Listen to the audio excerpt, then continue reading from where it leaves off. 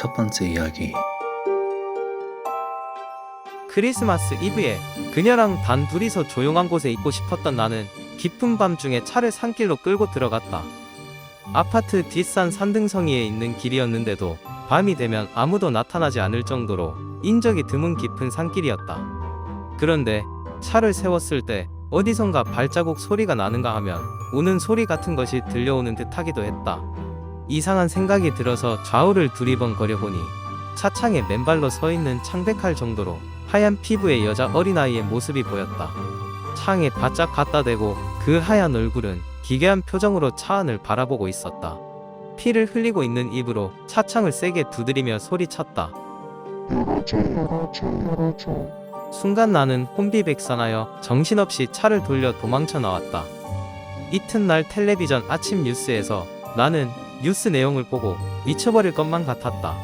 실종되었던 여자아이가 오늘 새벽 산속에서 유괴범에게 살해된 시체로 발견되었습니다. 해서 유괴범에게서 도망친 여자아이를 지나쳐서 결국 아이가 죽음. 두 번째 이야기. 여자는 피곤한 몸을 이불 속에 파묻고 알바에서의 지친 하루를 마무리하려고 했습니다. 그러나 밖에서 들리는 딱딱 하는 소리가 여자의 평온한 순간을 깨어버렸습니다. 동생에게 시끄럽다고 소리쳤지만 답이 없어 여자는 분노하면서도 불편한 기분을 갖고 눈을 감았습니다. 그러나 소리는 더욱 강렬해졌고 동생에게 따지려고 일어나려고 하는 순간 여자는 몸이 움직이지 않는 것을 깨달았습니다. 가위에 눌린 듯한 느낌이 들었고 그 상태에서 여자는 무력하게 눈을 감은 채 소리에 귀를 기울였습니다. 딱 하는 소리는 이제 귀 옆에서 울려 퍼지고 있었고 갑자기 그 소리는 연기를 왔다 갔다 하면서 더욱 강렬해졌습니다. 그렇게 얼마나 많은 시간이 흘렀을까. 여자는 조용해진 소리에 슬며시 눈을 떴는데 아무것도 안 보였습니다. 습함과 축축함이 느껴졌습니다.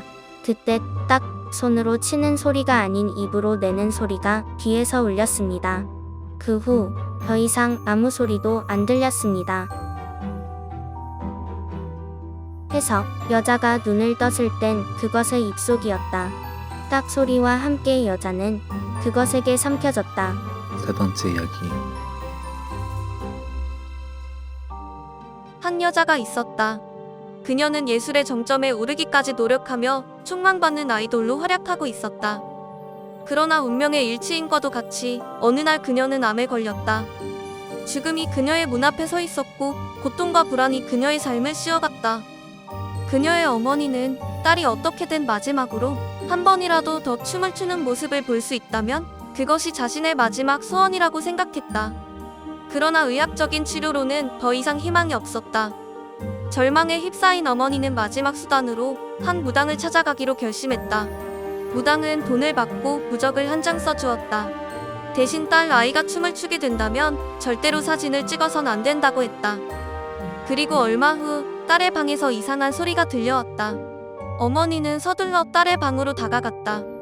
문틈으로 살짝 엿보니 딸은 일어나서 이리저리 움직이고 뛰기도 하면서 춤을 추고 있었다.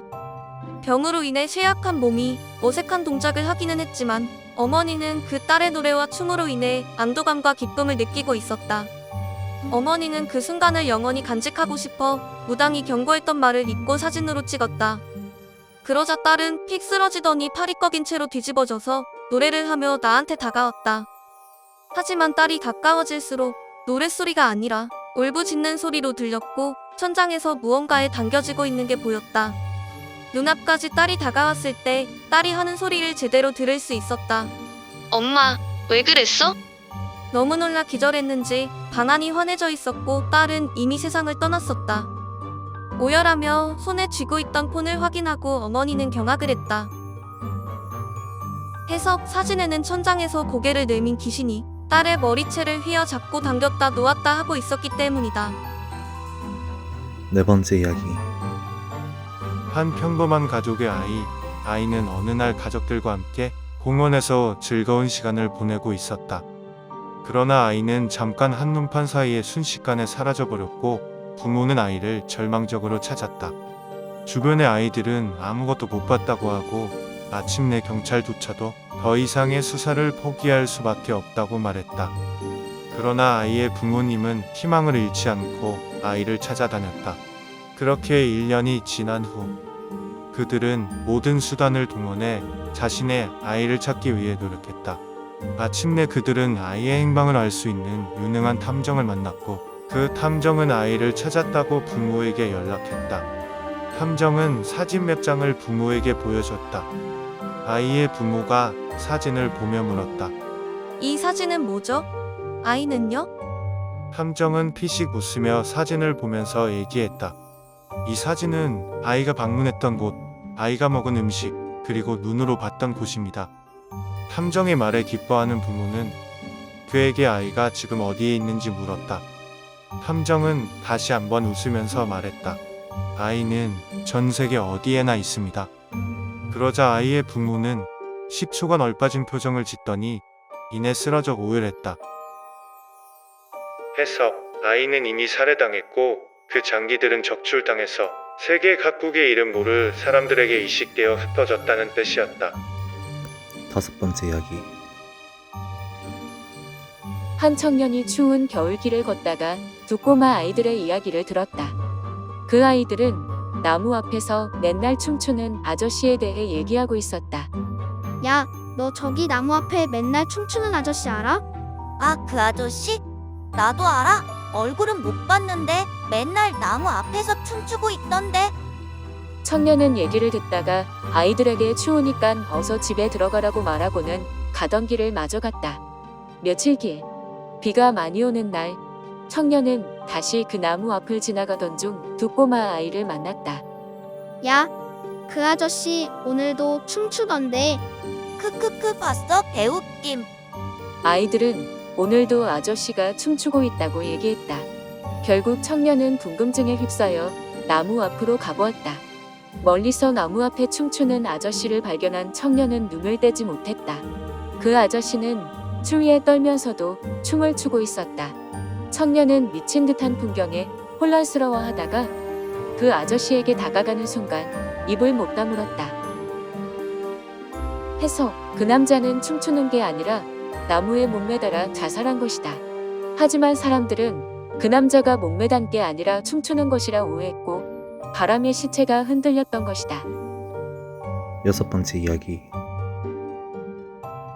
비가 내리는 주말밤, 어느 여자가 비도 오고 해서 집에서 혼자 시간을 보내고 있었습니다. 그때 콩 소리가 들렸습니다. 처음에는 그냥 이웃의 소리일 거라 생각했지만 두 번째로 들리는 콩 소리 때문에 불안감이 차오르기 시작했습니다. 그녀는 자신의 집안에서 나는 소리임을 깨달았고 밖을 쳐다봤지만 아무도 없었습니다. 그런데 또다시 쿵 소리가 들렸습니다. 두려움에 휩싸인 채 경비에게 도움을 청하려는 마음으로 전화를 걸었습니다. 여보세요? 네, 경비실입니다. 지금 저희 집에 제가 혼자 있는데 이상한 소리가 나요. 아, 지금 올라가 보겠습니다. 그러나 그녀의 마음은 진정되지 않았습니다. 갑자기 전화벨 소리가 울려 두려운 예감이 심해졌습니다. 여보세요? 지금 당장 집에서 나오세요. 당신 전화기 끊는 소리가 2번 들렸습니다.